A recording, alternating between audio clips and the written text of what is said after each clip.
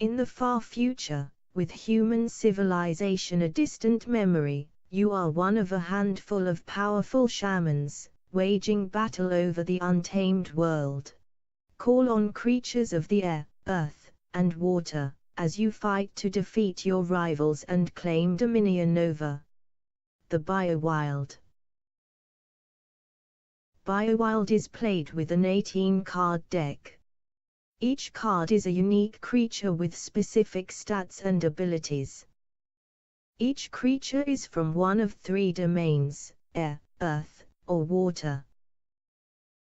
Combat results are determined by each creature's attack, defense, and speed. Creatures from each domain get bonuses depending on the opposing card's domain. Each creature also has an aggressive stance and a defensive stance, depending on the card's orientation.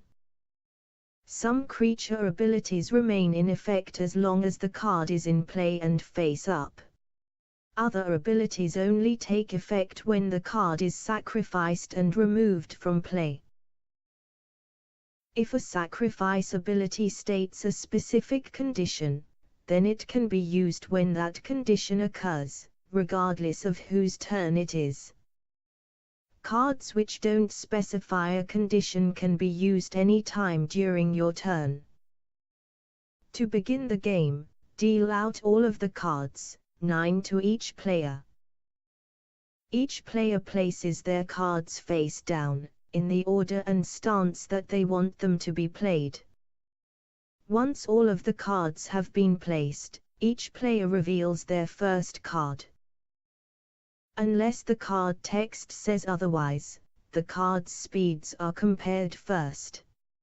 The player whose card has the highest speed is the first player for that round. Next, the first player attacks, by comparing their attack to the second player's defense. If the attack is higher than the defense, then the second player takes damage equal to the total attack. Next, the second player counter-attacks, by comparing their attack to the first player's defense.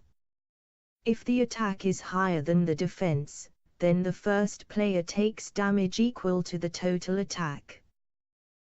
After combat, the round ends, and both players may optionally change the stance of their next card, in preparation for the next round. Each subsequent round continues with both players revealing their next card and comparing speeds to determine the first player for that round, after which the first player attacks, and then the second player counter-attacks.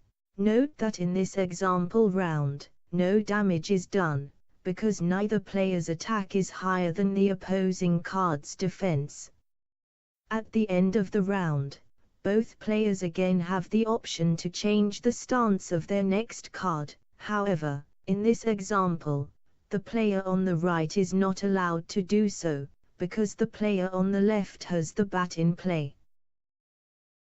Players continue to reveal one card each round, resolve speeds, and engage in combat, until the end of the 9th and final round, at which point the game ends, and the player who has done the most damage is the winner.